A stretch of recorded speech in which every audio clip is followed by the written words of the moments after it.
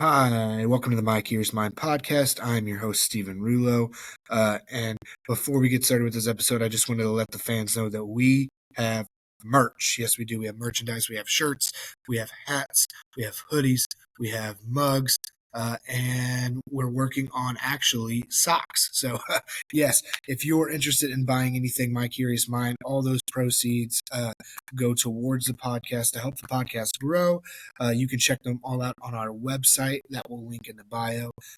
Also, you have the opportunity to get memberships through the website. What memberships do is that one, it helps the show grow, but two, it gives you perks on special episodes, free merch, anything My Curious Mind, you will be the first one to know through that memberships.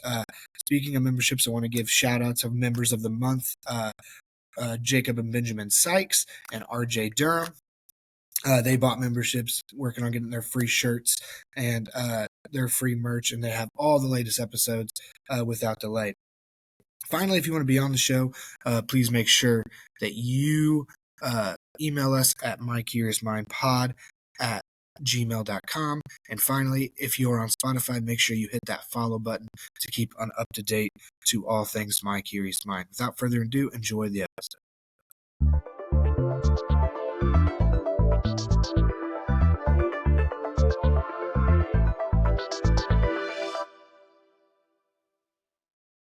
And we are live. What's going on, man? Not much. How are you today? I'm doing good.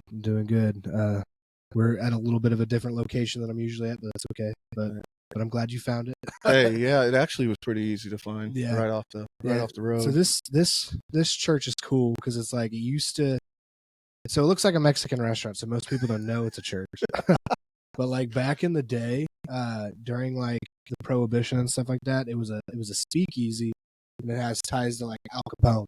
Oh, that's crazy. So like it's a pretty old building, but like there's up top there's like a watchtower, and then there's a vault, and it has like a safe. There's like a safe, but it has like a drain in the middle. So I wonder if it was like because they were pouring out the alcohol if they got busted, or if they were like killing dudes in there and like draining the blood. And then there's like in the basement there's like trap doors and stuff like that. Oh, that's So crazy. it's pretty. So it's crazy you say it's related to Al Capone because like Beneld, the town next over, it's pretty much where I live in Gillespie. They're known for like Al Capone. They have like really? Yeah, so there was a place called the Coliseum Ballroom that he used to always hang out at and stuff, and then there's a bar called Capone's, where apparently like that was like his bar, like traveling from St. Louis to Chicago.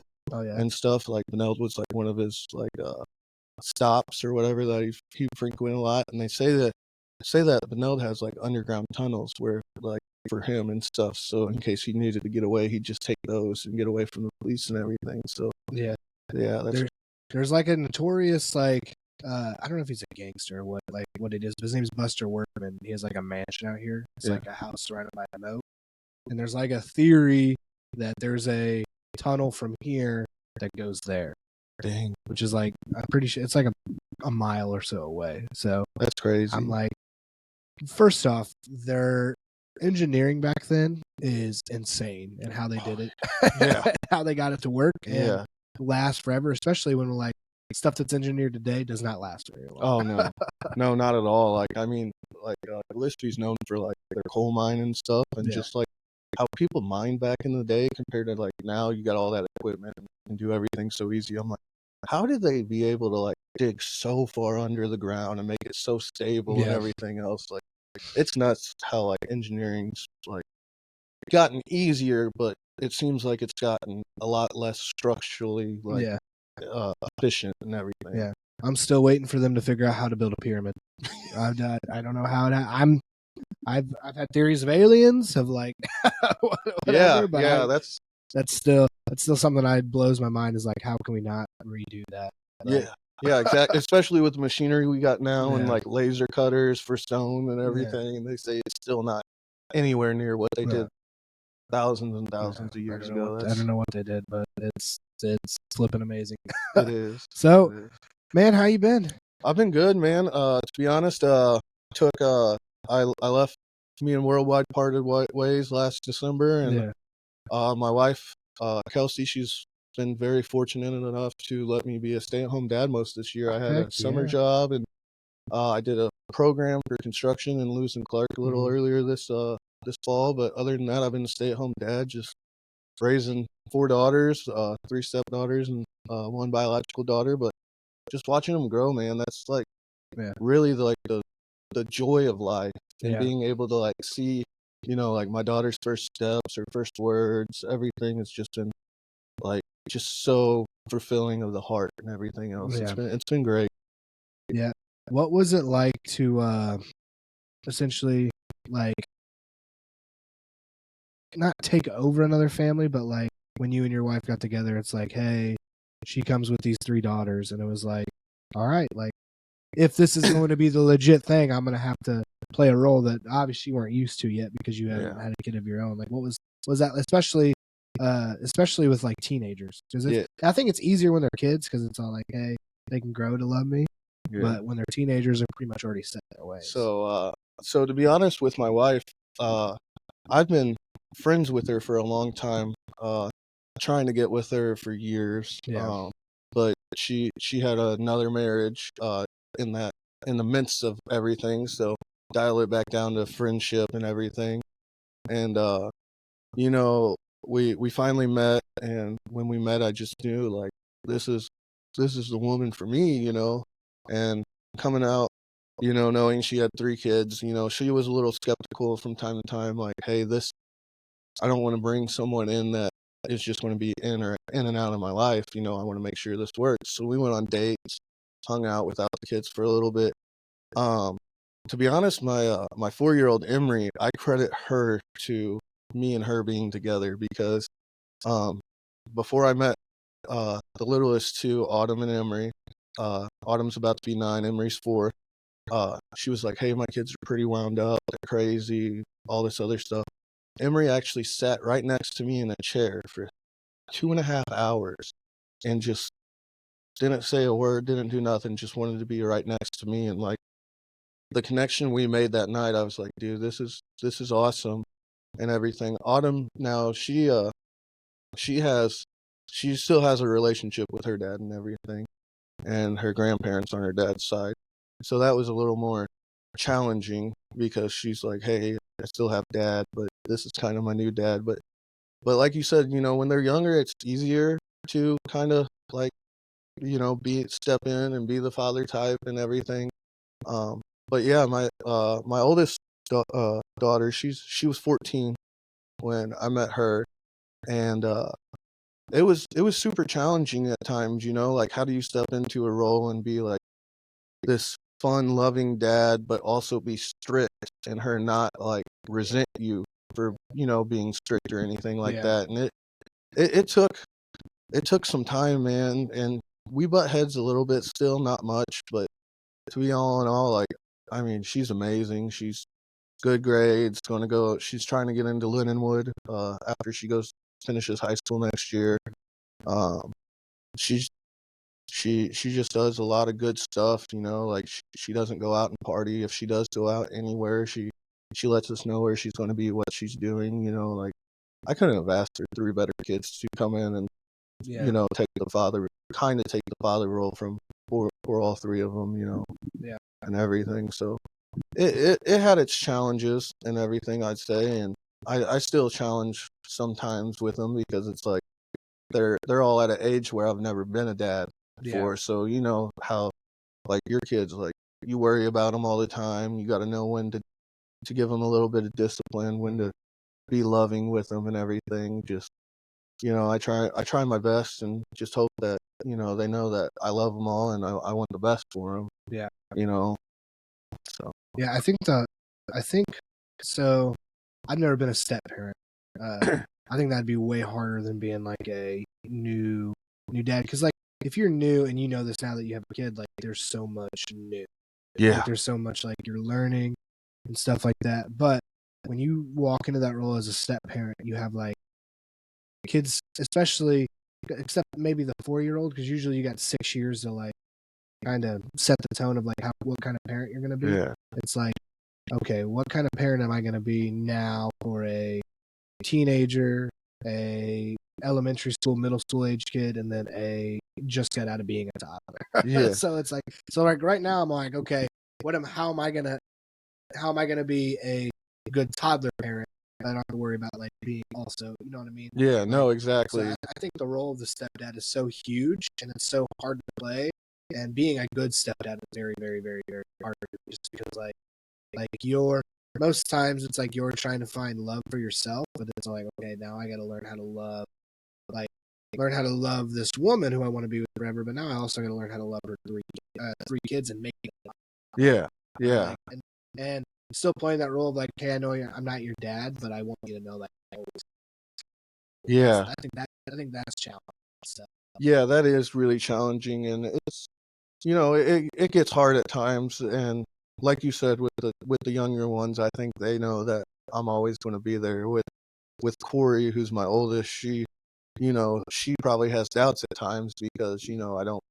She's her own teenager. She's 17 now, so it's like I don't see as much as her or go play or hang out with her because she wants to do her own thing and all. But like I think within the last year and a half, she's come around a lot to that and everything.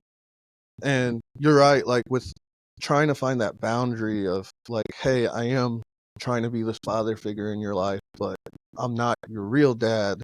Like, you got to find a balance in there, and it's hard at times, and it's crazy, but like God has a plan for everyone, and I'm convinced that this is my plan. Like me and my wife, we get so many people. Keep talking.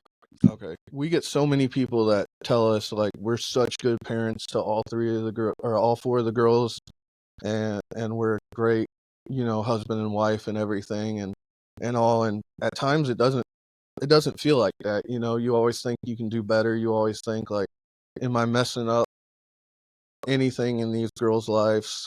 Am I going to traumatize them in any way? Even if you are doing everything right, that's like the biggest thing that I think about all the time. And it's just yeah, I never imagined me to be a stepdad, but when the time came, it was like perfect. Yeah, it just was nice. Yeah, I think sometimes I found this out like just being a coach and a teacher. Like sometimes we could try to be like okay, I want them to think I'm cool, or I want them to think, and we could do the opposite of what we're trying to do. Like because we kind of abuse ourselves by like, okay, well, I don't want to be seen as the lame teacher, so I'm just gonna let that go, and then but I'm a firm believer in this. Like kids want some sort of discipline. Yes. They don't want a dictator, but they want somebody, because when you're a kid, you're trying to grow up and learn how to be an adult. And if you have a discipline established, it's like, okay, now I know what's the right choice, what's the wrong choice. Or if I don't know what is right or wrong, I know how to, okay, try. And if I fail, I know how to get over that, or I need to try the success and not let it get to my head. Yeah. And I think that's what every person desires, is just to kind of know the answers. Obviously, we won't know all of them, but we can help our kids at least choose and whatever the outcome is, just say, hey, whether I agree with that choice, whether I disagree with that choice, like I'm here to love you through it. I think that's the big thing, is like loving people through their good choices, but also their bad choices. Yeah, exactly. And like you said, failing, being a step parent, I think you have to be okay with failing, because no matter how hard you try, no matter what you think is right, you're going to fail no matter what, whether it's, a month in, 10 years in, whatever it is, you're going to end up failing, or what you think is failing at least, with everything. And you got to be okay with that. You got to be able to accept it. You can't let it, bring you down and be like, that's all I'm going to do is fail and fail. You got to look at like, okay, I failed at this point. What did I do wrong? What can I do better next time when this happens, and everything. So it's like you said, it's you got to be okay with failing. It's challenging, but I'm going to say, like, if you really do love someone, like, you got to be okay with being that stepdad. You Mhm. can't, the hardest thing for me was, and I'm going to think, is trying not to favor the little two right now Mhm. over my 17-year-old or soon Yeah. to be 9-year-old. It's like I spend 90 to 100% of the day with those two. My 4-year-old goes to preschool. That's about the only time I'm away from her. But, like, trying to show that, hey, I love all these kids equally and still show them. So it's crazy. The first Christmas that I was with my wife, I got them all really great gifts. And you said, like, how how you want to be the fun, the loving, and not the lame person. And she was 14 at the time. My oldest asked my wife at the time. She goes, "Is this dude loaded?" Because I wanted to get them the best gifts ever and just Yeah. be like, hey, this. And, like, then I realized it's not really getting them the best stuff. It's just getting them something showing that I care. Yeah. And that's really what it's all about. It's not like, hey, I always have to get you the nicest, best things to prove that I love you or anything. It's just being there for them and everything. Like Corey, she's the hardest one for me to be there because, like I said, she's 17. She wants to be her own person. She's, almost, to be honest, an adult. Yeah. Like, to be honest, she really does act like an adult, and everything. But, like, one way I found out where I could be there for her is, like, school events, like sporting events. She plays soccer for girls' high school, and if my wife, might be feeling, kind of sick or not feeling great or had a bad day at work, I'll be like, hey, I'll go watch Corey play soccer. Like, I love doing that just because it's one way I can show, like, hey, I'm here for you no matter what. Like, Yeah. and everything. And, growing up, my mom worked a lot because my dad was disabled. So my dad couldn't make a lot of my games, and that kind of sucks as a kid, Yeah. looking in the stands and not seeing your parents there. So I was like, I never want any of my kids to feel that way. Like, Yeah. their family's not there for them or anything. So really just, like, being there for everyone. Yeah. It's The coolest thing is when, because obviously when your family goes together, it's easy. But then, like, I remember one time my freshman year, we had a game in Masuda, and I knew my mom could make it. I was just worried, man, my dad gonna. And my dad doesn't really drive. Like, he drives, but he doesn't drive far. Like, Yeah. he just go to work and back.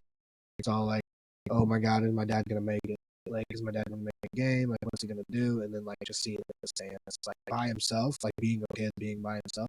Well, that's something that I'm so happy that and I think that's the only game my mom missed ever, but it was because she had to work. But it's like that's something that I want to, like, let my kids know, like, hey, I will never let a job dictate my, like, attendance to your games. Like, Yeah. sometimes it might have to, like, understandably, like, Yeah. situations happen, but I want to make sure that I am at everything that I can be. Like, Oh, yeah.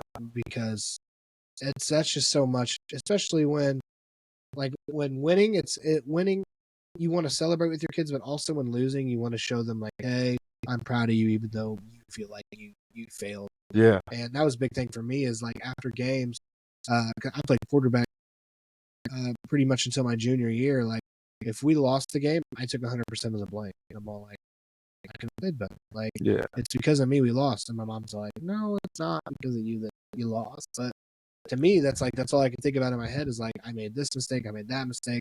If I did this right, like, and as the person who has the ball in your hands on offense, pretty much 100% of the times, like, that's how you feel. Yeah, exactly. And but you also can't help that. Sometimes your line doesn't block. Sometimes you throw a perfect ball and a receiver doesn't catch it. Sometimes you hand the ball off and the running back makes the wrong, like. But at the same time, I feel like that was just part of, like, one part of playing the game, but also me caring so much about my team that it's like, hey, no matter what you did, it was my fault. Yeah, that's to be honest, that describes passion. Yeah. Like, so much. Like, and just playing with you, I've seen how much passion you have for the game, even on defense. Like, even if the ball's 40 yards from you, dude, you're like, I should have made that. I should have made that play. Right. And that's how you are, and that's kind of how I try and teach kids nowadays. Like, like, winning's great and all, but, like, having passion for the game, that's when, like, you really are going to do good and, like, really enjoy it, Yeah. because because it's easy to go out there and have a really stacked lineup or a roster and just destroy every team and be like, yeah, but if you don't really have a passion for the game, like, how do you feel after that? You know, like, yeah. We I try to tell my kids, like, if your goal is to play college football, I need to be able to see that on the plays that you don't make. So what does that mean? Like, if there's a play that you can't make, I shouldn't see you jogging or not giving it your best effort. It's like, no, I gotta if I don't go chase down and make that tackle, nobody is. Like, that's the mentality you gotta have. And that's my mentality, and it's getting less of that as I'm getting older. But that, for instance, like I took a playoff, and I'm all like there. I think that this is gonna happen, but if it doesn't, like, I'm just gonna hopefully somebody else makes a play, and they ended up scoring a touchdown or something like that. And it was like I was playing DN, so I was just rushing, but they threw a touchdown. I'm like, man, if I would have just not dogged it on that play, like, he may not have got that.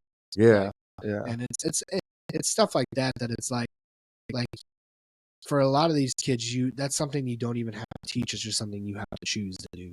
Yeah, exactly. You know, and that for you, it comes with experience. You know, you've been playing for, shoot, I don't even know how many years, but you know, third grade. Yeah, so third grade to how old are you now? 26. 26. So that's what, like 9 to 26. That's like 15 years at least. You know, so that's experience. Like, you know your body. You know what you're capable of. It's not just, hey, if I don't make every play, I'm gonna feel like a loser.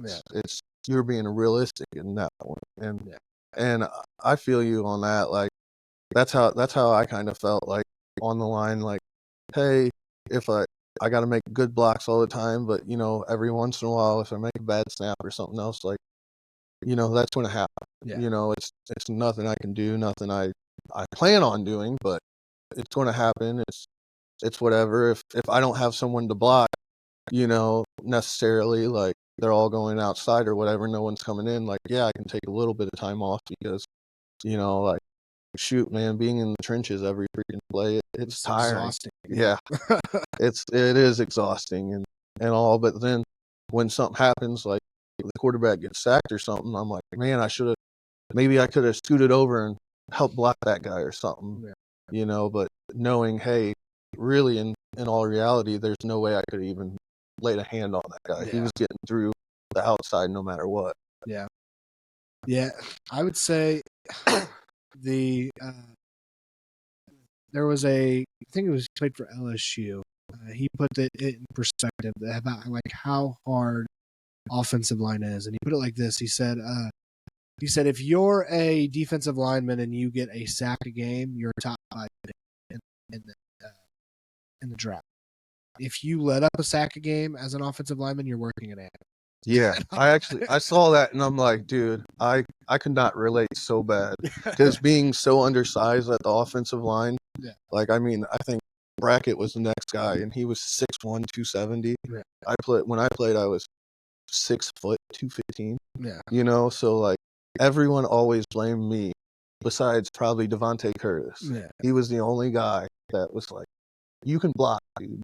You do great. Like, but everybody else was like, oh, Billy let it up. Oh, Billy let it up. And I'm like, oh, it's easier to small guy. Yeah. Even though you're not a small guy, you're the small guy. Yeah. It was weird, because in, like, high school and junior high, I was always a small guy. Like, I mean, shoot, 7th, 8th grade year I was probably a 110 max. You know, so I played wide receiver, running back, tight end a little bit, quarterback, stuff like that. I never played line. So coming into semi-pro and trying to do line, and then end up starting 90% of the games that I played in, was like, holy crap, dude, how did I do that? Like, and we had good records those couple of years for sure. I mean, you guys have always had good records, but it's just nuts to see, like, if you don't play offensive line, or you never did, you don't realize how much it affects the whole offense. And, like, how much everyone depends on you making that block, and how tiring, like you said. I mean, I'd come home every Saturday night just with bruises on my biceps and arms, and just be like, man, dude, I just got wrecked for a whole game. Even if the defensive line you're playing sucks, it's still exhausting. Oh, yeah. Like even if they don't even make a sack, like it is exhausting. And so I always in practice, I'm probably a little bit of a tryhard, but I want them to get hey, I want them to block the best defensive lineman in practice. Like that's how I look at it. Or if they're coming up to play block a linebacker, I want them to try to have to block the best linebacker every day in practice, because then when you get in a game, it's like, oh, that guy's lazy. Easy money. Yeah, and no, to be honest, being offensive lineman, we appreciate that. I know, like during practice, it's like, oh man, why can't Rulo take a play off? Why can't this person just take one play off? But like then when it comes to a game, like I remember we played who was it? We played the Lions in that makeshift field. Yeah. That one year, the first two plays, I got a pancake against a dude who was like 270 to 290 probably, and I was like, dude, if it wasn't for me going up against all these people in practice, I would have never thought I could do that. Yeah. And like it really shaped me into like, hey, I can do this. Yeah. Not, get all the negativity out of my mind and everything else. And I think that helped me out being like offensive line, even though I was super small. Like, hey, you've blocked a 270-pound dude. You can block anyone. Yeah. It's just crazy. Yeah. And semi-pro is a little weird because you don't like have legitimate like offensive and defensive practices where you're like, and maybe other people do, but it's like you don't really have offensive ND drills. I mean, you guys used to because you had Coach Nettleton, and we had Coach Priddle too. Yeah. And they would take you guys, but it's like you just kind of show up and you're all like, hey, here I am, like. What are we gonna do? Yeah. Run or pass. Yeah, if one of them missed at all at practice, all we did was, we just did plays and plays and plays, and it's like, yeah, plays are great, but like, what are some stuff that I can do if I'm like, like, what are the steps I can take, or what can I do to even get better at getting faster or whatever? I think it's super important. Every practice that you can for offensive line, defensive line, and running backs, quarterbacks, and linebackers, but especially O-line is, you get your indie drill and you get to like, here's your steps, here's this, get there. But I feel like you should always have you should have an inside run segment, like a pass pro segment where like, even if it's a one-on-one, and I know people are like, well, one-on-ones are kind of unrealistic because then you get that much time and stuff like that. I get that. But if you practice blocking a guy, especially on a one-on-one for 3 to 5 seconds, it's going to be so much easier in the game. Oh, yeah. And your quarterback's going to appreciate it so much more. If you could give him 3 seconds every play, because hey, this is what's going to happen. But essentially, and inside, like an inside run segment, because it's just getting, like, that's just a very game-like feel, and and you're designating like, hey, the running back, like, you have to find the hole, because when you get into a game and you don't practice it, the running back just kind of runs out of reaction instead of like, hey, this is where you want to hit it here, and making that kind of that gauntlet feel of like, hey, like this is the trenches. This is what the trenches really, really feel like every single game. And if you can get that competitive in a practice and you get good at it, you're going to be all right. Like, especially if you're O-line and D-line, every player, like, hey, I'm trying to make this guy better. Yeah, and see, like, when you break it down like that, is really good because the defense line knows exactly where the ball's going every time, so they don't have to guess. Yeah. So they can, even though I always tell players, hey, go like you didn't hear or don't know where the ball's going. No, you're like, they still are. So you are legitimately like blocking someone who already knows exactly where the ball's going, and you have to block that. Yeah. So like that actually, I think, is like the number one thing for like offensive line, especially like when you do one-on-ones or this or that, or even like if you do like a modified Oklahoma drill where you have offense, defensive line, and a running back and a linebacker, like, that guy's only got 1 or 2 ways to go. So someone, exactly what the defense is trying to do. So you got to block that. It's a lot harder than going against opponent and them being like, I don't know if it's a run, inside run, outside run, pass, what it's going to be. They have to, take a second or two to be like, okay, this is what I'm going to do, or this is what the play is. Yeah. Instead, they already know, so it's harder to do it in practice than a game, I actually think. And I think an offensive line, we try to dumb it down to be like, hey, just go hit this guy. Yeah. And it's all like, there's value in telling somebody, hey, when you're bowling, aim for his inside. Yeah. Like aim your left arm to his inside hip. Yeah. And it's like, especially when you're trying to make a running back, like, hey, hit the hole. Like if you can get and when I played tight end, my goal was never to make a devastating block. My goal was just to get to the right spot and let my athletes be athletes. I think sometimes we want our offensive line to like make devastating blocks. And it's like, no, if you can get good hit position, just get to the right side of the body to where that guy has to make a move, and then your running back can essentially counter off that move. Yeah. Like that's way more beneficial than just trying to say, hey, go make this devastating block every single play. Now, if you have an inside shade and you get a down block, you better make that same. Oh yeah. Oh yeah.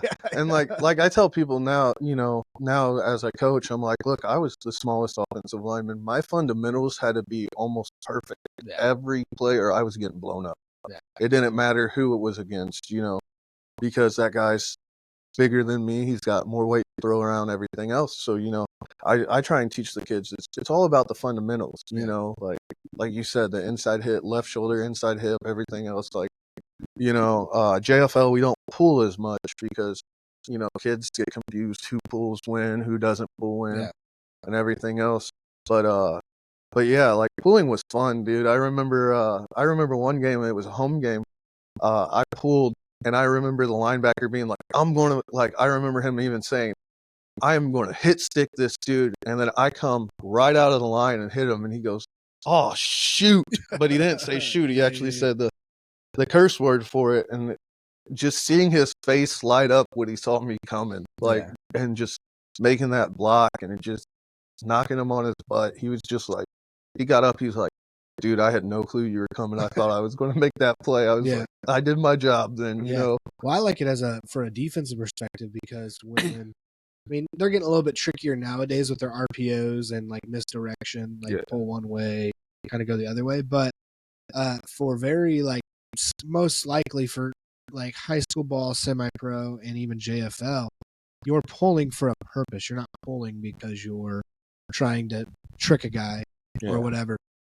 So as a linebacker, like I want to see that. As a D line, I want to be able to see that pull. I want to know as a D lineman I want to try to teach my guys within the first second of you getting off the ball, whether it's a run, pass, whether it's an inside run or whether it's outside run. Like you're trying to process all this information, but it's super beneficial to when you're playing, because if you can know where it's going, you don't have to have as much skill if you know where to go. Yeah, and you got like especially like DNs, they want to bull rush so fast and get so far upfield. And you're like, dude, you got to have your eyes in the backfield the second that ball snaps, because if not, you're going to run right past that ball carrier and he's going to go 20, 30, 40 yards the other, right past you. And it's going to be like, why didn't you make that play? Yeah. And you're like, trying to teach that in the 5th graders or 6th graders, even 7th and 8th graders. It's hard to try and teach, but once they get that down and they realize like, just stay home, eyes in the backfield, like you don't have to bull rush every freaking play. Like, they come up and they're like, Coach, you're right. Like I make way more plays now than I did last year or the year before or whatever. That's the case. And it's awesome seeing the kids like progress through the years. Yeah. And I think it's super easy to like as a DN to be like, okay, I know I'm faster than this guy, I'm going to beat him off the edge. Yep. And sometimes that's good, like to know like, hey, I can beat this guy off the edge. But it's super easy to also block an overly aggressive defensive end because I can just be like, okay, I'm going to pull to that. Yep. I'm going to hit him on his inside hip. I'm going to run him, or I'm going to have my tackle kick set, and then we're gonna try to gash him up into the B gap. So that's why this year I was like, hey, I'll play D tackle. Like I'll play D and I'll play D tackle because once they're I remember the first game we were playing the Punishers, and they got me on it once, and it was because I was dominating the whole game. Yeah. Like, and they knew like, hey, we're gonna have to figure out. And Aaron on the other side, he was pretty much dominating the whole game too, because he was a really good athlete. And so They blocked down. They blocked down, or I forgot if they blocked down or they blocked out, but they came and they pulled and they kicked me out and they got a pretty good gain. I'm like, okay, that's your one. That's your one. So now, but that slows me down to be like, okay, now I got to actually read it instead of just absolutely demolish this guy off the edge. Yeah. And so if you can, and I always try to say in the first 5 plays, if you can do something like overly, like either one overly aggressive to be like knock a guy on his butt, like go as hard as you can, or if you can make a guy make a mistake within the first 5 plays, he's going to think about it the entire game. So it's going to naturally slow him up a step. Yeah, yeah. I remember, like I said, one of the first games when we played the Lions the first time. That dude, he was, like I said, he was like 270, 290. I pancaked him both first 2 plays. He asked the other D tackle, he's like, "Can we switch?" And the other D tackle's like, "Yeah, we can." But the guy didn't know he was getting blocked by Dover Spike after that, Dover Spike just destroyed the dude the whole game. And I'm like, dude, it was probably in his head. Like, I can't even block this small guy. How am I going to block someone like Dover Spike or whatever? Yeah. And it was just nuts. Like, yeah, seeing that if you can make a really good block on offensive line, or even if you can win on defense, I think in the first couple of plays, like, you're right, it's going to be in their head. It's a confidence thing. Like, you'll just completely destroy confidence. Yep. And then you just do you the rest of the game, and it should be in your favor. 80% of the game, I'd say, is in between the ears, the brain, especially in the trenches. So, it's like, because I mean, you can be, like you said, like you can go as hard as you want every single time and make absolutely zero. Yeah. And same thing on offense. You can block the guy in front of you like 100% of the time, like as aggressively as possible. But if you're blocking the wrong guy, it could be a tackle for loss every single time. Yep. So it's like, so if you could do something to like kind of get that, because if you're in the trenches and you're not a bully, you got to get out of the trenches. Like you got to have a bully mindset. Hey, I got to own this guy. You have to be a smart bully. You have to learn how to absolutely demolish a guy. Yeah, exactly. Every single play. And if you can win that war between the mind, and especially, I kind of take it like a wrestling match. Like, you could be a worse wrestler, but if you're like overly aggressive with a move and you, not overly aggressive where you hurt it, but if you are aggressive enough to make him get 2 points right away with a takedown, you might be able to win the match, because now that guy's thinking like, okay, now I'm on the retreat instead of the where he's trying to put his move on you. Same thing in football. If you can get in your bag with if you have one really go-to move and you can perfect it and get it right away and make a big play right away, then you're already winning within that matchup, because now you can go, okay, now he's going to be settling for this move. Now I can go to this move I'm working on. Or I can, okay, he knows I'm going to go upfield real hard. Okay, 1, 2, spin back inside. Now I'm not giving up any ground outside because he's already overstepping. Stuff like that. Yeah, and to be honest, like, I did wrestling I started wrestling in 7th grade, and that probably gave me more confidence. More confidence than any other sport. Like, like you go up against someone relatively your weight, but they could be short and stocky, long and lengthy, whatever it is. And, even just staring down the guy before a wrestling match, you kind of already being like, oh yeah, I can whoop this guy, or dude, this guy's got some muscle. Like, I don't know. Like, just getting that first takedown real fast or points, like that really does. I've seen a lot of people with a lot more muscle than me or any other guy on our team, and they would, they weren't fundamentally as good or anything. And as soon as they lost that first takedown, like their mindset just went, their confidence out the door. And football is kind of like that too, like you said. Like, I went up against some of the biggest guys, some of the hardest hitting guys as offensive linemen, and if you can just win a few times or dominate even the first quarter, it's like, hey, this dude's kicking my butt. Like, there's no way I'm going to get past him, and you won the rest of the game essentially. Because now he's in survival. Yeah, like, I don't want to get hurt. yeah, exactly. Especially in semi-pro, because everybody. I mean, some dudes are in semi-pro for the right way, but some dudes are just like just have horrible attitudes. And if you can beat them and get them weak, There's not a lot of mentally strong dudes in semi-pro, unfortunately. Yeah, unfortunately not. It's hey, I got muscles, or hey, I was really good in high school on my high school team. That you know, I'll be good in semi-pro, Right. and then you got to look at it the other way though. Like some of us, everyone's got a job. Most people don't get paid to play semi-pro, so Yeah. you're still like, hey, I want to do my best, but I don't want to hurt myself because that could hinder my life outside of semi-pro, and everything. So it goes both ways too, for Yeah. sure. Yeah, I finally got to the mindset of like this is a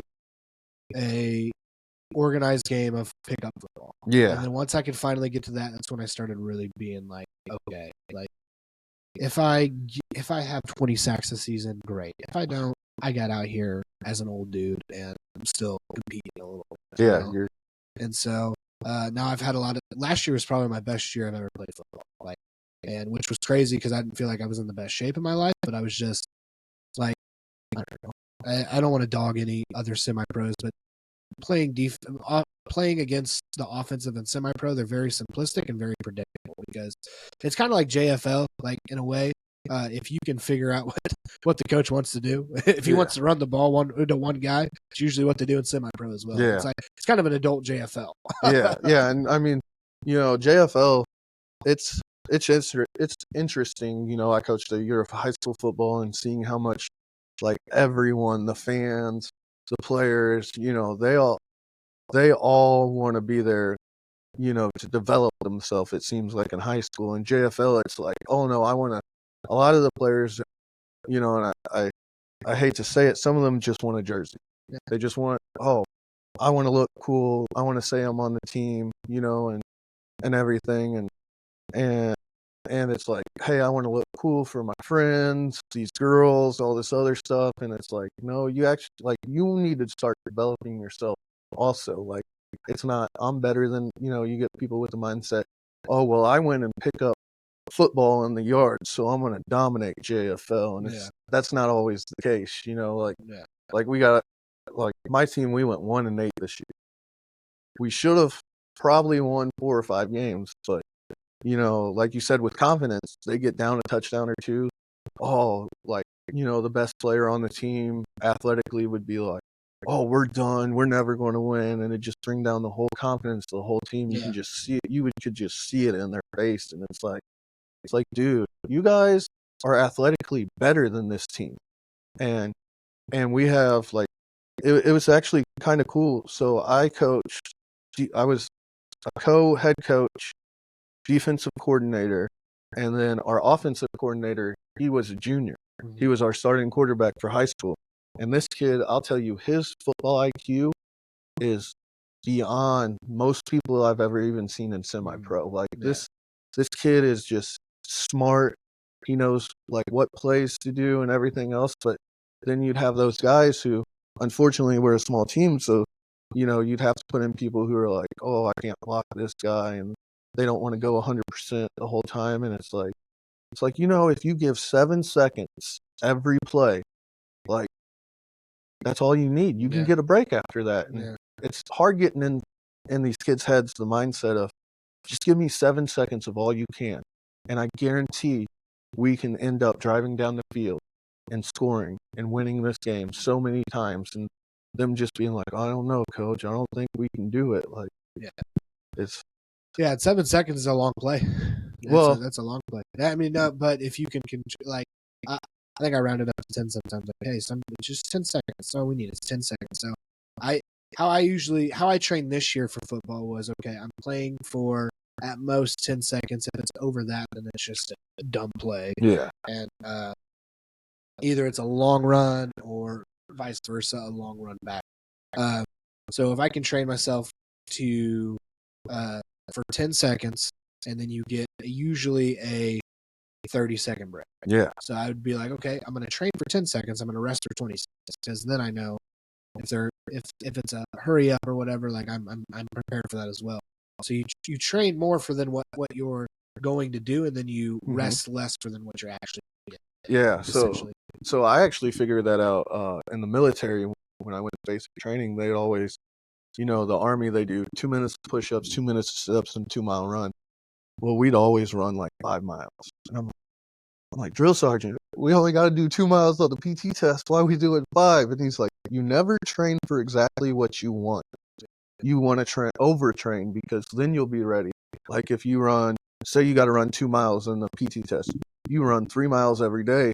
2 miles seems easy, instead of, hey, we're going to train just for 2 miles. And then what happens if, say your thigh or calf gets tight or something else? Then that 2 miles is going to feel like forever, instead of, hey, I trained for 3 miles, so the little tightness, we can keep it going. That mindset is just crazy in sports and athletics in general. Yeah. So walk me through kind of your military journey. So did you go right out of high school? So funny story. So I went to Army Reserves because my dad was in bad health. He was disabled, so I had to stay home and take care of him. So they try and tell you 1 week in a month, 2 weeks out of the summer. Well, that's never the case. It's always more. But my 18th birthday, I went up to get money from 2 of my buddies who were who already signed up for the military. They were doing paperwork and stuff. And the recruiter was like, hey, you want to join the Army? I was like, I'm going to go to college, dude. Or I was planning on going to Rankin for trade school. And 2 months later, I ended up, hearing them out. They were like, hey, you can do the reserves. My best friend, Scott Chardon, he was like, hey, I'm doing it. He went to the University of Cincinnati and then ended up transferring back to SIUE. But he was like, you can still go to school. You can do the Army thing. Like, it's great. I always wanted to be in the military because my one grandpa was in the Navy. My other grandpa was in the Korean War. And he kind of, just how he was in general, he got me like really interested in the military. So I signed up for the Army Reserves about 2 months after after my 18th birthday, which would have been the August past when I got out of high school. Mm-hmm. So pretty much right out of high school. Then 5 months later, I left for basic. It's you meet people from all walks of life. I mean, we were in there with people who were in their 30s, people straight out of high school. We had, in my basic training, we had a bunch of people from Puerto Rico and stuff. So it was just interesting seeing like everybody's does stuff different, and everybody has like different views, even all over the country, and everything, and everything, how people talk, everything else. That was kind of fun. So I learned that the people from Puerto Rico, they don't speak just straight Spanish. They speak this thing they called Spanglish, which is English words mixed in. So it's kind of easy to pick up like what they said and everything. But like basic training, I mean, dude, it was physically the hardest thing and mentally the hardest thing I've ever done. So they try and break you down and give you the worst situations that you could ever be overseas. So it's not like I never deployed, but my buddy did. He said that like deployment was kind of a lot easier than basic training. So they try and just teach you everything they can. They got 9 weeks, technically 10 weeks to teach you, and it's a lot of information, long days. I mean, the craziest thing I'd say about basic training was we would put hand sanitizer. They give you a bunch of hand sanitizer all the time to, keep germs and everything. We would put it under our eyes, under our nose to stay up. Because it would just be like, it's like they made you do that. No, we did it ourselves. Yeah. Because if not, you'd stay in the push-up position. Because first couple weeks is a lot of PowerPoints, teaching you stuff and everything, and physical training, and then you get into like your weapons, and qualifying for the M16 and everything, and like I said, I mean, they're required to give you so many hours of downtime, but by the time you get your downtime, you want to write letters back home. You want to hang out, talk to other people and stuff, and everything. And like, say you get 8 hours of sleep a night, that seems like 2 hours. And I mean, they're just so much stuff packed into a day. You're like, hey, how can I even stay up? Like, even as an 18-year-old kid who I was used to staying up 2 days in a row, like overnight, with my buddies playing video games all the time. Well, you're not doing anything. So, you think, oh, I could do that in the military easy. Oh, no, it's so hard to do that. So yeah, we would put hand sanitizer under our eyes or our nose just to get that like, ooh, really big, like, That's before smelling salts existed. yeah, pretty much before smelling salt was. But see, you can't have smelling salts or any of that. Like, I mean, you have the basic necessities and basic training. Like, we would always joke that like prisoners have it better than us because they get TV and we don't. Yeah. You know, I mean, like, obviously they don't have it better than us Yeah. at all. But we would always be like, at least they get to watch TV for an hour. We don't get to do that and all. And so the basic training I went to, they actually said it was one of the harder ones out of Fort Jackson. We had a company commander. He was probably 5'0", was an airborne, and he would do his own PT and then come join us for PT. And then he would do every Sunday. He'd do the obstacle course, the confidence course that we did. That was kind of challenging. It was more team building than anything, so it was pretty challenging, you know, working with all sorts of people because I went to a basic training that was females and males. So like you had to learn how to work with females who weren't necessarily as strong as you, but they still had their own, you know, they still had their, you know, Own advantages. and everything else, you know, and everything. So he would do that by himself every Sunday, and it was like he wanted to make the best soldiers out of us, but we always thought he was just a hard ass. And it was just like, holy crap, man! Like, is this dude ever going to like let up on us or anything? And to be honest, I think that made it a lot better because like we would see other companies in our battalion like get hour-long phone calls. We didn't. They get to go do these activities that we didn't get to do that seemed fun and just hang out and chill. And I'm like, you know, we were like, dude, that sucks. Like, we don't get phone calls, we don't get this, whatever. But like, all in all, I'm like, dude, that probably made me just a better soldier in general and a better person and everything. So then I got done with that. Then I stayed at Fort Jackson. So then you go to your AIT, which is your job school. And I had another 13 weeks mechanic school, which was pretty fun, pretty interesting. They give you your phone, you can buy a laptop. After you phase into gold phase from black phase, you can buy a TV, Xbox, whatever, like, you know, and stuff like that and all. So I guess it was kind of like mentally challenging a little more for me because like my dad was disabled in bad health. You know, he already fought through cancer and stuff. And I always had a feeling in my mind that like I'd get a phone call that he was gone during that time. And that was like kind of like a battle itself. But I was like, you know, I got to look at the big picture. You know, this is going to make me better as a person, give me better opportunities in life. You know, I got to kind of not worry about my dad as much as I have and put him first. I got to put myself first for it. So like just getting that mindset and like going through that mentally, like that was super challenging and stuff. And then we actually had a kid whose mom passed away while we were in AIT, and like, man, that just made it like more and more thinking like, home. Like hitting home, everything else. And then like, you know, like during basic, like AIT was nice because I had a phone, I could talk to anybody I want. But like basic, like I didn't give my address to a lot of people. Like I gave it to my dad, my mom, who had my little sister with her, and then my grandpa and my best friend, and that was about it. Well, I remember like going through basic and like every night they can't withhold your mail ever. So unless you're out in the field, they won't give you your mail there. They'll wait until you get back to the barracks, which is pretty nice and everything. But I remember just people getting letter after letter after letter, and I'm like, why ain't mine coming in? You know, like what's going on? Is anybody ever going to hit me back up? I remember getting a few from my dad, but like I remember like my dad, he couldn't really write too much. He didn't go through school. He never graduated. So he was, after his motorcycle accident, he kind of, you know, couldn't write, couldn't think of the words as much. So like, So you know, did he get like a brain injury from that? Yes. Yeah. So it was actually before I was born, back in '89.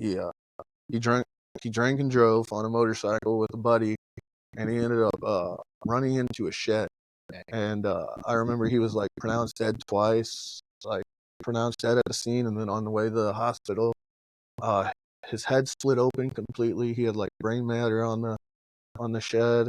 Uh, had so many stitches to the face. Had to sew his ear back on. Like remembering all this, getting told this. That was in 89. 89. I was born in 93. So like, to be honest, like my whole life, like even though my dad was disabled and passed away when I was 20, I was like, dude, I'm so lucky to be here. Like it could have been my dad passed away and I was never here. Yeah. So like this life and everything I have, I kind of view it as like like this is a miracle. Yeah. And everything I do is like a miracle. It's great. It's at least I get to enjoy life. Life's amazing, dude. Yeah. Like I had that. I've been having this thought lately, and it was like, and when I said it to my wife, she took it as like me being trying to be funny, like doing a sex joke. But it's like legit. So like when you do the deed or whatever, when you have sex and you ejaculate into a girl, you have millions and millions and millions of little stars that go through. Like the fact that 2 of them out of those millions stuck in there, my kids, absolutely. Yeah. Because it's like one sticks differently. I have 2 sons. One sticks differently. I have just a daughter. Or one sticks differently, whatever. Or none of them stick at all. Yeah. And so it's like the concept of that, like to hear to the ears is pretty like you're just trying to be funny, but no, it's like it's literally like a blessing. Oh, life is such a blessing where like I'm one swim away from not being. Yeah. What I mean? Yeah. It is, and I think about that too. Like it's just crazy all the stuff that has to align for you to be born, and like for us, like we've been born healthy. Like all my kids are healthy. Like yours are too. Like one little thing goes wrong in that DNA or anything, like they're born with a disability or something.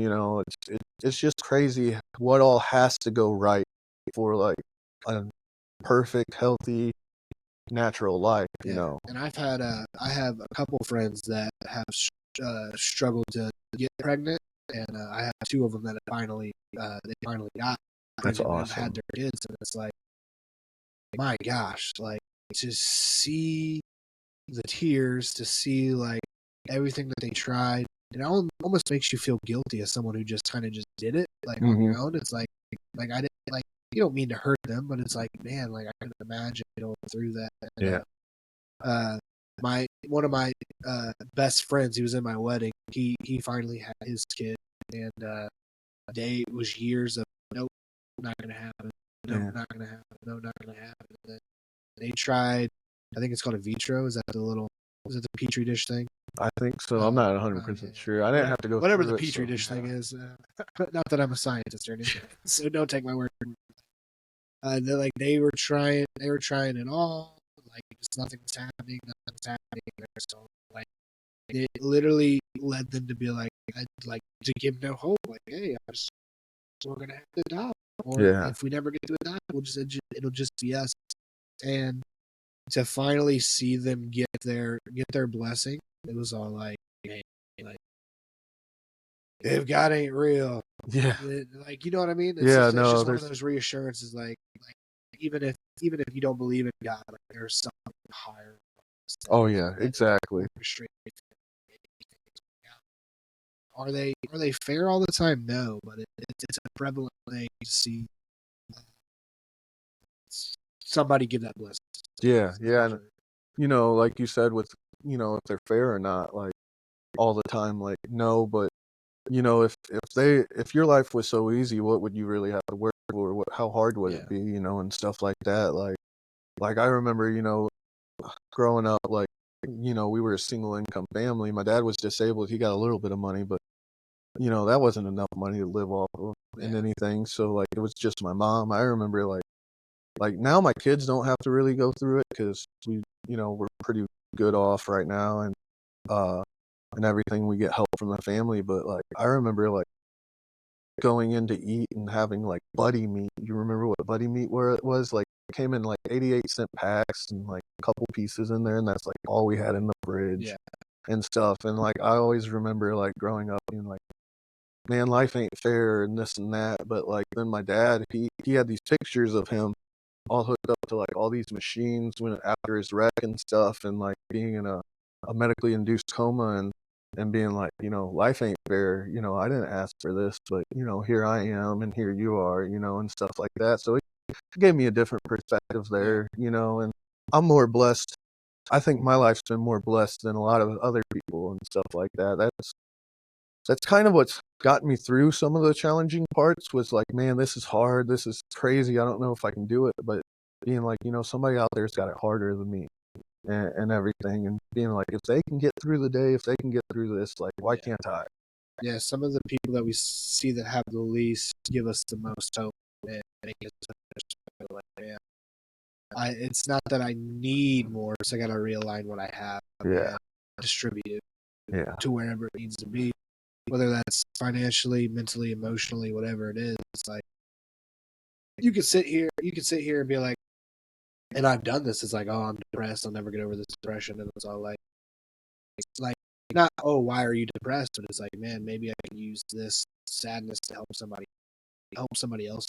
Yeah. Maybe my situation never will get better, but maybe theirs will. Yeah. Yeah. Just to get through that, to help somebody get through that brings me so much like joy and so much blessing and stuff like that. So we kind of talked about this before about just having a catastrophic loss in life, and it's something that you never want to go through. No. If I could have everybody that I've ever loved live forever, that'd be ideal. Yeah. Yeah, it would. So what kind of advice would you just have to somebody, whether they're going through like a catastrophic loss, or just kind of walk through your how you kind of walk through the just losing your dad and how you dealt with that? So losing my dad, I remember everything was pretty great. He had his health issues. To be honest, I thought my dad was going to outlive me, like growing up. And then, about 18 years old, I kind of came to the conclusion, like, my dad's going to live forever. He's never going to die. He's been through so much in his life. It's just never going to happen. Well, fast forward a couple more years. It was like, I want to say November, she goes into the hospital because he's not feeling good, and they diagnose him with bacterial pneumonia. And I'm like, okay, like, what's that? And everything else. So I do a bunch of research on Google, which I don't recommend going on Google for any medical thing. Yeah. But so I did a bunch of research. I'm like, okay, he's going to live through this. About 3 more weeks passed by, and he's like, hey, I'm going to go back to the hospital. I'm not getting better, like, at all. I'm feeling worse, to be honest. So he goes back to the hospital. He gets another scan of his lungs and a chest X-ray, and they tell him, you probably have something else. It's probably not what we diagnosed you with. It's gotten a lot bigger. It's not getting better. My girlfriend at the time, she actually got the call from my dad saying that he had cancer, but they haven't tested what kind of cancer, made it 100% yet. And I remember him telling me that, like, he called her first because he didn't know how to break news to me. It's like, me and my dad were best friends. I mean, I remember every single night growing up, I always gave my dad a hug and kiss and told him I loved him, because he always was like, you never know what's going to happen. Yeah. And I try and do that with my girls now, and like, I'm going to always do that, And I remember getting the phone call saying, hey, I need you to come up to the hospital. This was probably like early to mid-December, and I was like, okay, I'll come up and visit you. Like, I actually didn't live far away from the hospital, a couple blocks. And I got up there, and I just saw on his face, like, just completely different man. Like, and I was like, what's going on, Dad? And he goes, they told me I had cancer, and I remember I had to go to work like an hour later, dude. I remember bawling my eyes out, like, that whole time at the hospital, the whole ride to work. I don't even think I talked to one person at work, and I worked at Walmart at the time, so it's hard to not talk to one person there. They said they were going to do tests. They're going to send them over to Anderson Hospital, do the biopsy, and that was supposed to be on like a Tuesday or Wednesday, and we'll know next Monday. We'll go to his doctor and find out what he has, whatever. Well, so he gets his biopsy.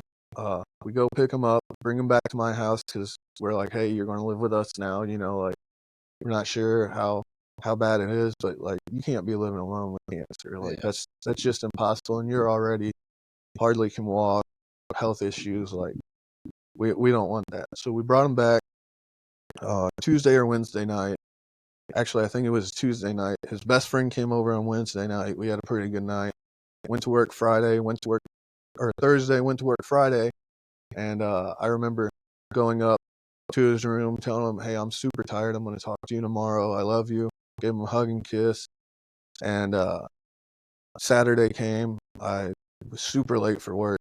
Went to go check up on him. I didn't hear anything, so I went to work instead. Well, my girlfriend at the time texted me like 3 o'clock that afternoon and was like, "Hey, I haven't heard of your dad all day." I was like, "Go check up on him. Text me if it's really important. I'll leave work." I only had like maybe an hour left of my shift at Walmart. Well, I got a text 20 feet later, like, "You need to come home now." I told my manager. I was working in Godfrey, lived in Staunton, so it's like a 45-minute drive. I remember the whole drive home like it.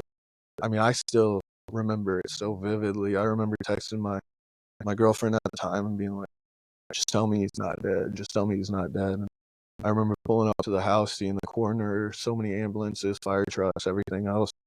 I couldn't even park in the back of the house where like the driveway and garages and everything. I had to park on the front side. Ran to the back door, walked in, and my girlfriend at the time was just like sitting there, and I was like, "Just tell me he's okay." And she told me she couldn't. And I remember just dropping my knees, like freaking out, bawling so bad. Like, I just lost my best friend, my dad. Like, I was 20 and a half at the time, and it's like, how am I going to go on the rest of my adulthood life with this?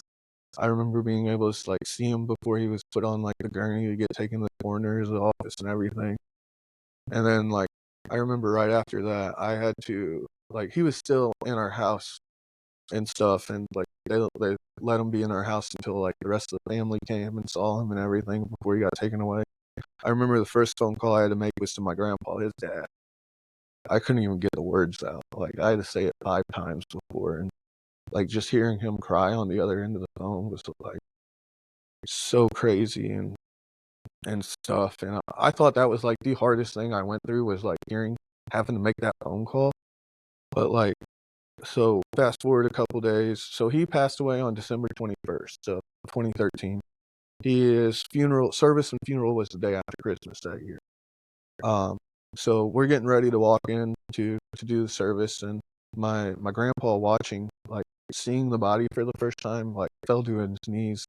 And this is a guy, my grandpa, most loving guy I've ever seen, most caring, but never seen him struggle, never seen him cry, never seen like, maybe at my grandma's funeral, like he cried, but I understood that. Other than that, like I never seen him nothing but happy. So like seeing him do that was like the most heartbreaking thing I've ever seen.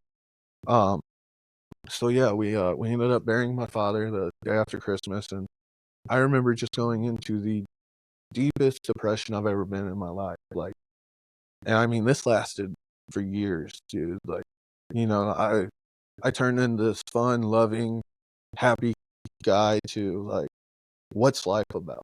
Like, what's the meaning of life? Why am I even here? Yeah.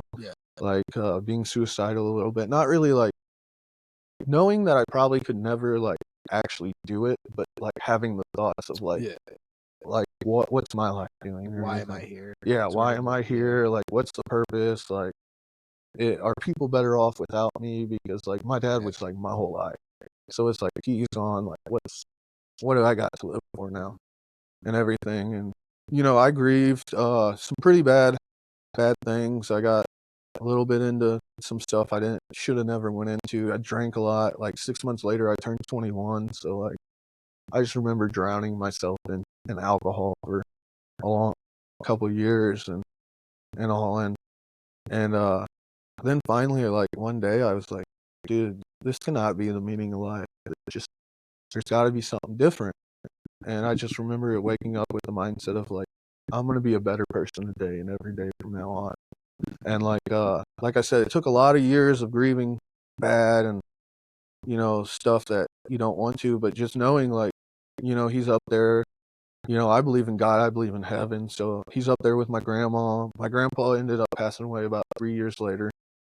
Well, yeah, 3 years later or something like that. And knowing like, hey, he's up there with grandma and grandpa, like he always, they're having chats, they're hanging out like they always did. He's with my dogs that we had growing up.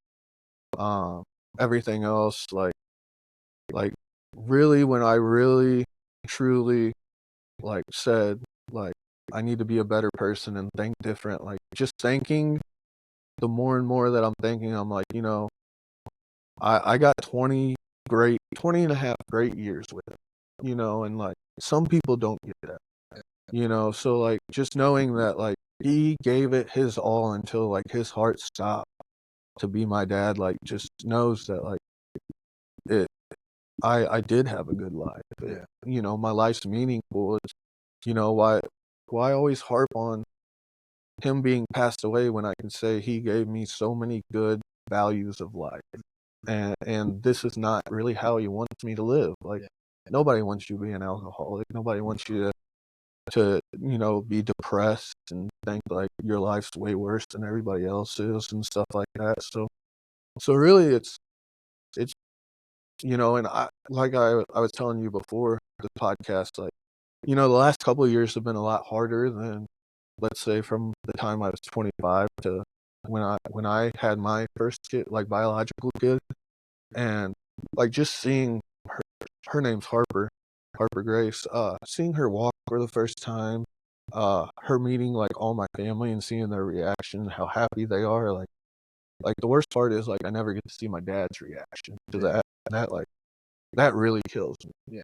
Like it sucks. And to be honest, like having my kids, like even my 8-year-old kid, she's so understanding of my like emotions towards my dad and everything. And like my wife is so loving and like so amazing. Like they always are there, always giving me a hug, always reassuring me like how lucky they are to have me and stuff. So like it gets better. I say it never hurts less than when it happened. But you learn how to live with it. It's like part of life. Like if you lose a dog, you're always going to remember that dog, especially a childhood dog. But you're going to learn how to live life without that dog. Whether you kind of want to or not, you're going to. Yeah, I think it's a cool reality of the world. The world that we live in is like, hey, and it could be a positive light to live in, but when you're going through a catastrophic loss of somebody that is your world, it's like, how come the world's moving on So fast, and I'm so hurt? And that, I mean, the same thing is with relationships. The same thing is with like even going into like depression and stuff like that. It was like, and I had to get to the reality, kind of similarly, like, why am I here? Does anybody think that I'm gone? And it's like, the world's going to move on whether I'm here or not. And it's going to move on fast. People are going to make decisions based off whether I'm here or not, whether I like them or not. It's just the reality that it's going to happen. So if the world's going to move on, why can't I try to as well? Kind of that thing. Like you said, it never. Like I remember being 12 years old and being absolutely destroyed because he was my cousin, but I told you I call him my brother. Like I just lost my big bro. Like the last time I talked to him, he was up in Chicago at college. The last time I talked to him was on his birthday in November, and I didn't realize the last time I was going to say goodbye was the last time I was going to say goodbye. Yep. Like he was home for a little bit, and like we would talk and stuff like that, and like he would talk about his future and stuff like that. But they ruled it a suicide, which now me dealing with some of the mental health stuff, I think that's what actually happened. And so it's like you went, and I got to similar like, why am I here? What's the purpose of life? And then when I was 18, 19, I lost one of my best friends from high school. Same thing, suicide. And it's like that in itself is like, man, what could I have done to make them feel like they were worth staying? Yeah. You know? And like, and I lost my grandpa this past, and he just finally got to the end of his life. You know, he had dementia, and he finally, so that one hit me a little less hard because I'm all like, he just reached the end of his time. Yeah. You know? Now my brother was 22. He just turned 22, and my best friend was 19, 18 years old. Yeah. So those ones were like, dang, I'm living the years they never got to live. That's kind of where I'm at now. Yep. And similarly with like man, they would have been great uncles. They would have been great to hang out with. And oh yeah, I think my dad would have been the best grandpa ever. Like, and so it's crazy because it's like you sometimes get to these, and I'm sure you get this, where you're driving and you're thinking about it, and you get like really, really, really hurt. But I've heard something recently, like that grief that you feel is just all the love that you never show, you know, and the fact that you still care is the most important part. And I wish I could we could, and I'm sure you wish this too, like you could tell people when you go through catastrophic loss, here's A, B, and C how to get over it. Yeah. But you're gonna make choices that are bad. You're gonna make choices that are good, and you're gonna grieve healthily, and you're gonna grieve unhealthily, and there's no easy manual to how to grieve through what you grieve through. The truth of the matter is the fact that when you grieve, it's because you love. Yeah, it is. And like, I lost my first grandparent when I was 10, and I mean, I spent every weekend at her house, months out of the summer, everything else. Like, that was my best friend until she passed away, and then my dad was my best friend, like truly. So like that one hit different because you're 10 years old. My grandma was 66 when she passed away. Still not the longest life, but still 66. Like, wow, you beat a lot of, you stayed a lot longer than some people and everything else. And, everything. My dad was 49 when he passed. He never made it to 50. And like, just seeing like, like people nowadays, some people, some of my friends, they just lost their great grandparent. And I'm, like when they were still alive and when it was first happening, I'm like, why did it have to be my dad and someone who's not at the end of their life? Or why is it not such a worst person in the world or anything like that? But you just got to know, like, when it's your time, it's your time. Yeah. God calls all his people back for a reason and at a certain time for a reason, and all. And like you were saying, with the, you went through like, why am I here? But, with the whole grief thing, like you are right. Like, I hear a certain song on the radio or on a TikTok, or I see something that me and my dad used to do, and you like start thinking like, oh man, I really wish he was here. But you're right, it is kind of like all the love that you still have, and how much more love you've had that you never got to show him that's coming out. Like, that is actually a really good quote, and that like really does describe it, to be honest. Like like I mean, shoot, the only thing we can really do is keep talking about him to our loved ones. Like, I talk about my dad to my youngest ones, especially like Harper, because I'm around Harper and Emery, because I'm around them all the time. Like, I always tell him, your great grandpa's thinking about you, and he'd love you guys so much and spoil you so much if he was, or your grandpa would if he's still here, and everything else. And it kind of relieves the pain a little bit more talking about it, to them and letting them know, like, it was funny. I was crying one day, like, I want to say the day before my dad, like, this last anniversary of his death, which would have been 11 years. And my 4-year-old Emery comes up to me and she goes, "Daddy, why are you crying?" And I said, "I just missed my dad," and all. And she looks at my youngest, Harper Grace, and she goes, "Maybe Harper can go find him for you." And I instantly went from like crying, like just feeling sad, to laughing, and just like her giving me a big hug and just being like, "It's okay, Dad." And like just knowing like, holy crap, dude, I have some really amazing people that love me, and really are here for me and truly just care about me. Yeah. You know, and it's great. And like I said, I can't thank my family enough. Like, I mean, all of them, all my daughters, my wife, like, they're so loving and caring to me, and like, just always, like, even my 17-year-old, before she leaves to go like out to drive around or hang out with friends, she'll be like, "Bye, I love you," you know, and like, she don't realize like how much that really does mean. Yeah. The value of the word love is sometimes underappreciated because sometimes you just say it, uh, and sometimes my wife makes fun of me because, like, with my friends, like, I'll be like, "All right, bro, love you, bye," and she's all like, "Why do you tell your friends that you love?"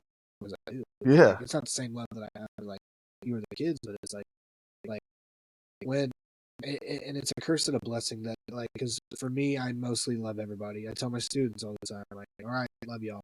Like, Yeah. have a good break. Hope to see, like, can't wait to see you guys when you come back." Yeah. My players, I tell them, like, I love you guys. Yeah. Like, you guys are my kids. And it's more like little brothers because I'm only 10 to less than 10 years older than all of them. But it's like when you and I kind of love that I do. You know what I mean? Yeah, Like, I no, kind of love that I love people so much. And maybe, yeah, I'm gonna get hurt more because I care about people so much, and some people don't really deserve to get cared about. Yeah. But at the same time, and the reverse, it's like someone who has a hard time caring for somebody because of all the hurt that they do, Yeah. or seeing somebody who it is very little in their life and has done very little for me, still show that amount of love for them. That might change their perspective of how they love people, because it's like, for me, it's not like, "Hey, what can I get from you?" It's just like, "Hey, like, I'm just glad you exist." Yeah. Yeah, exactly. And you know, like, especially with like these kids, like, you never know what someone's going through. Like, you don't know what their mindset is. You don't know like their home life half the time. Like, you know, like, I always tell my players, I'm like, "Look, you guys ever need anything, I don't care, 2, 3 a.m., like, you know where my house is, because I live in a small neighborhood, or a small community in Gillespie, so like everyone knows where I live. So I was like, come over to my house, come talk, come do this. Like, your parents have my number. Let them, you know, ask them for it to text me if you really need me. Like, you know, like some of these kids, like, I had 2 players this year. Their dads have been passed away for a couple years, and I'm like, man, I thought I was like, you know, like, life kind of dealt me a bad hand at losing my dad at 20, but like, they're not even 14, you know, they're maybe just now 14 years old, and they've been without one of their parents for a couple of years, you know? Like, that's just devastating. Like, what do they really go through, you know, and other stuff? I have students that have lost their parents, and then I have another student who got the word that she's very, very, very sick, and it's like, dang, you're just coming into your teenage years, and there's so much emotion, so much stuff that it's like, man, that's one or the other. It's something you don't want to hear, and it's like, the least that I can do for them is let them know, hey, like, whether you're sick, whether you don't, like, and sometimes, like, with trauma for kids, we're like, why do kids act this way? It's like, because they're freaking grieving. Yeah. Like, I'm like you said, you did dumb stuff when you grieved. I did dumb stuff when I grieved, man. Like, even 7, 8 years down the road, like, I still did dumb stuff to grieve, whether it was over a loved one passing or a relationship that I thought was the one, stuff like that. Like, it's like when people grieve, they either do it healthy or they're unhealthy. When you grief is something that, like, it's a choice in a way, because you could choose which path you go, and one path is might be more destructive than the other one. Not that it's the wrong answer. Like, I don't want to say, like, hey, like, this is the right path to grieve. Like, I don't think you know the right choice. I think you just choose and then live. You know what I mean? Yeah. And some people, the bad thing is that when they choose to grieve, they choose the wrong way, and they just keep choosing that destructive way, and they never get back to being on top of their grief, whether it's relationship, death, like loss of something, whether it's a job or like finances and stuff like that. And so there's no like I said, there's no manual of how to grieve. It's just like grief and getting through it. And for me, the thing that helped me get mostly through my grief is like my love of Christ. It's like, and I know that's like for a lot of people that's cliche, and it's like, oh, that's just a cop out answer. And I'm like, no, because like even when I hated myself, I was loved by someone much more. Oh yeah. That for someone that didn't have to love me because I'm a screw up and the things that or ask of me I can't even do every single day. Yeah. You know what I mean? And Yeah. it's like, hey, I like every day it's an act of, like I have to actively choose my wife to love her. I have to actively choose my kids to love her. Like God actively chooses to love me every single day, and I don't know why. Yeah. Yeah, that actually going back you saying that reminds me like so I didn't really believe in God before the military like for a couple of years. Like I can't really say I didn't believe in him, but I was like, is there really something out there? Yeah. You know, I didn't go to church or anything. And you know, in basic training, the only place that drill sergeants really aren't there or yelling at you is at church. So like I went to church the first time I went to church in basic training. I went there just to get away from the drill sergeant. So I didn't have to clean, I didn't have to get yelled at. I could just, you know, feel like a normal person for a little bit. And I remember getting the first Bible from there. And I read that during basic training, and it was an eye opener, man. It really made me, you know, have my beliefs back in the Lord and Christ, and really just get to a place where I'm like, you know, there really is a higher power, and like we were talking about earlier, like something had to align perfectly for me to be here, like you know, and everything. And I'm like, you know, whatever you believe in, whatever's up there, you know, it really did get me through basic training, like mentally, like, hey, God has me here for a reason. He wants me to get through this, you know. And whether my dad passed away then or a couple of years after that, like he's going to get me through this. And it really did help and everything. And I'll tell you, my 8-year-old, she goes to this thing after school every Wednesday. It's called King's Kids. It's at a local church, and they teach about God, but they do activities and fun stuff, and it's pretty cool. Yeah. She actually she goes to church sometimes. It's hard getting back into the groove of church when I got to get everyone ready. Everyone has to get up in time, showers, everything else. But like, she is so into like, you know, the Bible, like God and everything else. It's amazing just to see that in a young kid and everything. It's pretty awesome and everything, and it's just great. Yeah, it's when you're a parent, it's definitely way harder to get to church than it. And for me, I've been to church my whole life, so I've like I try to I'm cool with a lot of pastors, but I try to let them know like, hey, something you preach is probably something, and like if I'm not very good with fake pastors. I mean, that's one reason why I love the church that I'm at here is because the two dudes that do the majority of the preaching are the two realest dudes I've ever met. Nice, that's awesome. And they like outside of like I don't have to be someone fake in here that I'm not out there. You know what I mean? Like I don't have to put on a persona, I don't have to put on a face, I don't have to put on a show. Maybe clean the language up every now and then when yeah, exactly. But even if I didn't, like they would like they're real dudes, you know. Yeah, and, that's awesome. It's like we're all on the journey of like how to figure out life. It's like what is the meaning of life? And once I finally figured out like my purpose here is to one give life to others, but regardless if that's this podcast, whether that's teaching, whether that's coaching, or even if it's just being a dad, you know, like that's what my purpose. But then my purpose is also to while I have my imperfections, is to still through my imperfections worship the creator of who like of this whole thing, and the give thanks to the person that made it all possible. And it's like, yeah, I understand life sucks and I don't have the answer to everything, and I wish I could put a stamp of God on everything that's bad and be like, hey, like this is gonna make you feel better, but I can't. And I don't. And those are still some of the questions that I ask every single day. Like, hey, why did I have to lose that? Yeah, exactly. Why did I have to lose my best friend? And where was the beauty in that? But and going back to grief, like grieving through that, either the healthy way or the unhealthy way, I found that the beauty in that is that I get to one, learn from the mistakes that they made and love where I'm at right now. Yeah. Understand that if we're lucky, we get 75 years of this life. Yeah, if exactly. we're lucky. And for like when you're living, it's like, man, that's a long time. But when you look at maps and when you look at history and stuff like that, 75 years is no.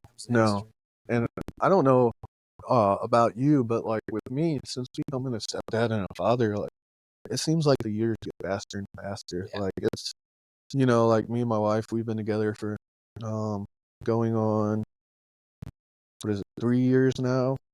No, 4 years now.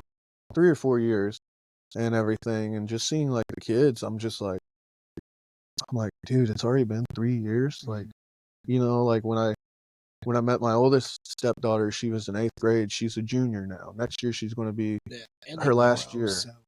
Oh, yeah. Yeah, like, I mean, my 20-month-old kid, she's unlocking doors now. She's like, she knew how to open her baby gate for the last 6 months. Like, just to see how fast they pick up on stuff and learn things, it's like, holy crap. Like, she's almost as big as my 4-year-old. And she's like in the 95 percentile of like her age and everything. And it's like, dude, can we go back to when I could hold you in like one hand? Yeah. My twins just turned 2 in October, and it's like, it's crazy. They've started daycare, and just some of the things like they say and they do. It's all like, where are the days go? Literally 2 years ago, you were born. It was like ever ago. Yeah. It feels like it was so happened so fast. Yeah, it's weird, man. Time is a weird thing because it never stops going, and it's not forgiving, and it goes too fast sometimes. Yeah. And when we're grieving, and sometimes it goes too slow. But the thing is, it's like the time that we're given. Like I said, if you're lucky, you get 75 years, and like the perfect thing that I could say is that's not a lot of time, even though sometimes we think it is. It's not a lot of time, so don't. Yeah, exactly. Live every day to the fullest. Make your mistakes. Make your fail a little. Yeah. Overcome your failure. Don't let your failure hit. Like that's where I've had to live, because like for me, like waking up in the morning, like it's hard for me to even like love myself. Like that's just real talk. But yeah, there's some days. When I finally got to the point where I'm like, I'm gonna live it to the fullest, and I'm gonna fail. I'm gonna succeed, and I'm just gonna love every minute of it. Like now I'm finally starting to live some joy. Like I'm not even searching for happiness, because I just feel like happy things don't last very long. But like, dude, even in the sadness, like I still have this bit of joy in my heart. It's like I'm gonna get through this. It's like, and it's gonna take time. Yep. Like this argument with my wife, it might take some time to get through it, but we're gonna get through it. Yep, exactly. And that's one thing I can say. Like with my wife, like we've been together since 2022. And we got married like 6 months later, but like we talked for about 5 months. I get it, like some people have been dating for 5-6 years and still not even engaged, but like I just knew, like, we were all in it. Like it's either all or nothing, because she had 3 kids. And like we don't argue that much. Yeah. And like, yeah, I know it's only been 3 years and people are like, oh, the honeymoon phase, just wait until you get to 10 years or whatever. But I'm like, I think just our mindsets together is like, well, why argue over like something, like this? Like, why not just talk it out? Why not just, you go in another room, cool off. I go in this room, cool off, and then when we're both level-headed, let's actually talk this thing through. That's the main thing I tell people is like, never go into an argument, already one emotion or the other. Like, try and level your head out before you do that, because it'll be a lot better. I think the hardest thing, and what people don't understand, is like when you a lot of people, when they get married, all they think about is I have to love my wife through the mistakes. Yep. You know what I mean? I have to love, and she has to love me through the mistakes I make, which are way dumber than hers. Yeah. I'm an idiot. But well, we're also men, and we're programmed that way. Yeah. So like I have to be able to actively love my wife when she's at her lowest. Yeah, exactly. And and for some people their lowest is low. Mm-hmm. Like sometimes they're grumpy is grumpy. Like sometimes they're hateful is hateful. And it's like I didn't just do marriage to just do marriage. Like Yeah, because if I did exactly. that, why would I spend the money that I would have to get? You know what I Yeah, mean? If I was just gonna do that, why go through everything to do it? But like when I'm finally like especially with kids, because your kids will test you, and it's like when you can actively choose. And I talk about this on an old podcast, and I've actively chose to like love my wife even through her mistakes, and she's actively chose my like love me through my mistakes. It's like there's a peace there, knowing like, hey, like you're gonna make mistakes, hopefully not catastrophic ones, yeah, but it's but I'm willing to love you through mistakes. My wife, it probably drives my wife, and I know I say probably it does drive my wife crazy that like I have done a million things while we've been together, like through working construction to becoming a teacher to doing a podcast to playing semi-pro football to coaching. Like that's a lot of like stuff to comprehend. I mean, oh yeah, yeah. that's how my brain is. Like my brain's everywhere, but like that takes a lot.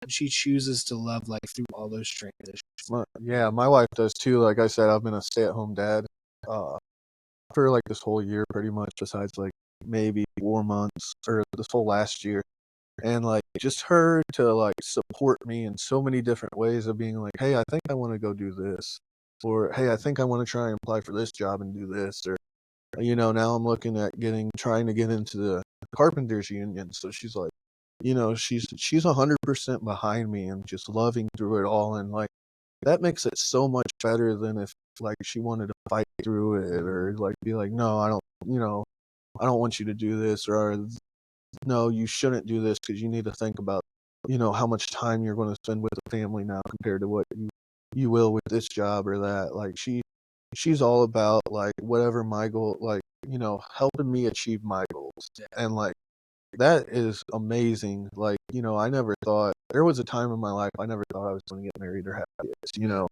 And and everything. And my friends actually joke about it now. All my friends that are from like the Alton area and stuff, they always I just saw a bunch of them at one of my best friend's dad just unexpectedly died 2 days before Christmas this year, and I went to the service, and him and my other buddy Simons was like, dude, we always used to joke and put memes on Facebook about like your one friend that never gets married or have kids and always tag you, but look at you now, like you're the one with you got 4 daughters and a wife now, and you're doing so great, and you got a great marriage, great kids, like you guys are parenting amazing, and like it just reassures me, like you never really know what life's going to throw you and everything else. Yeah, and it can all happen within a second. Crazy. It's like you could be sitting listening to this and be like, "Hey, I'm never gonna get married. I'm never gonna have kids," and then like a year, it could change. Like, Yeah. me and my wife got married, or not married. We got together in 2020. We got married in 22. We had kids. So it's like we got married in 21, kids in 22, right? No, it's 22, 22. That's so like, and it's 2025 now. So it's Yeah. like just for sake of rounding, let's say we've been together for 5 years, and how much has changed in 5 years? Oh yeah. Like 5 years is not a lot. Yeah, like me and my wife, we got together in January of 22, married in June of 22, and got pregnant in August of 22.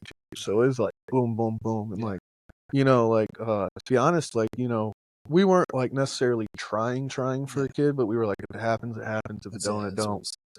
But she actually, like the day she found out she was pregnant, she said she thought she may want to go on birth control and she don't want to have any more kids. Like I remember being at work, getting that text message and just feeling like crap. Like, man, am I?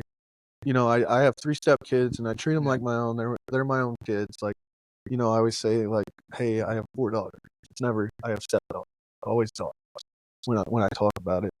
And I was like, man, like am I going to have a daughter with my last, or a kid with my last name? Like, I remember thinking that, and then my wife texted me back with a pregnancy test saying she's pregnant. And being, well, looks like I'm not really going on birth control because we're going to have a kid. Yeah. And like, you know, me and my dad were best friends, so I always wanted a son. And like, to have already three daughters, being like, man, I want to have a son so bad. I want to have a son.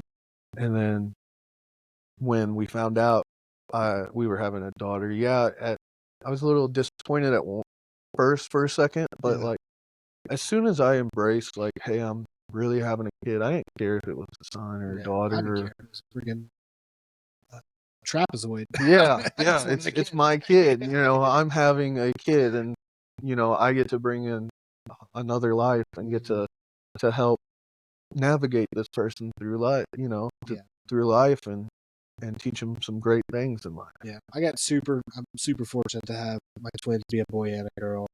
But man, like a daddy-daughter relationship is so like it's different. Like, I'm not saying like, oh, I favor one over the other. It's not what I'm saying they're even at 2 years old, they're different. You know. Yeah. Me and my daughter talk differently than me and my son, and they're already two. Yeah. And maybe I think it's mostly because I see a lot of myself with my son. Let me help you get through the dump. Yeah.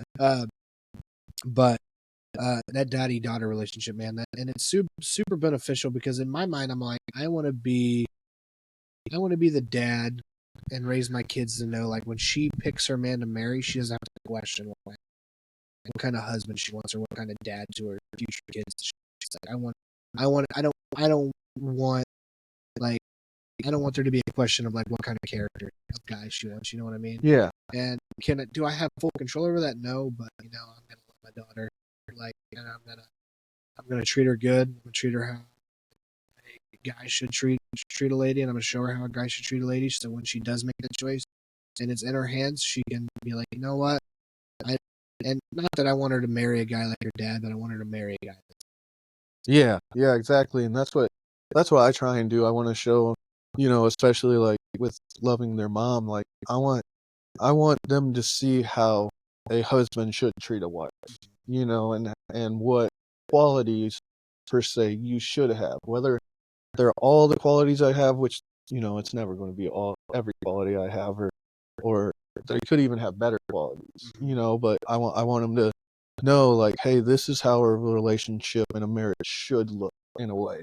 Now, there's other ways it can look that's just as good, if not better.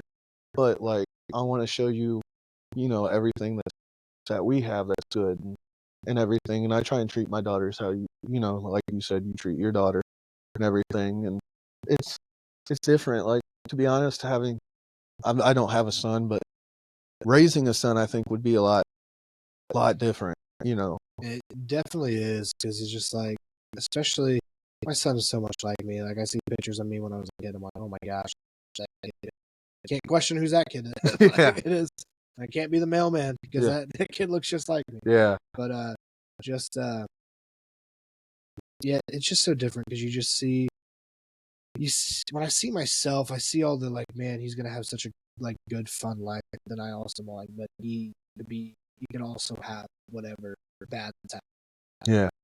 And seeing that in your kids, it's like, man, you want everything to be picture perfect. But I finally like I've had to try to have the conversation with myself as like, man, I want to be able to give them all that good, but I also want them to see the real and like be able to have for when they go through those traumas in life that I never went to my parents to. Yeah. To let them know, like, hey, like, regardless of what you're going through, I don't want you to worry about the discipline. I want you to know that you're dad. Yeah. I actually I saw a quote not too long ago on Facebook. It said, you know, when we were growing up, we thought our parents didn't know our struggles, but they were just too busy hiding what their struggles actually were. So, you know, like my situation's a little different, but I didn't think my mom really had struggles, you know, because she was healthy, she worked, everything else, you know. But like, now that I'm a parent, now that I'm older, you know, I didn't know the struggles that my mom and dad actually really had, you know, and stuff like that. So it is you know, you want to make sure your kids never really see what your struggles are, but still let them know, like, whenever they're struggling, like, hey, we went through that, believe it or not, you know, and we know what you're feeling, like, we're here to help, and just be, you know, open and loving towards that and everything else. So it's a little different. Well, man, I appreciate you jumping on as Hey, we no approach hour problem. 2. Yeah. It was Yeah. good. It's good seeing you and talking to you, bro. Hey, you too, brother. Yeah. Always. And thank you guys for listening. Hey, thank you.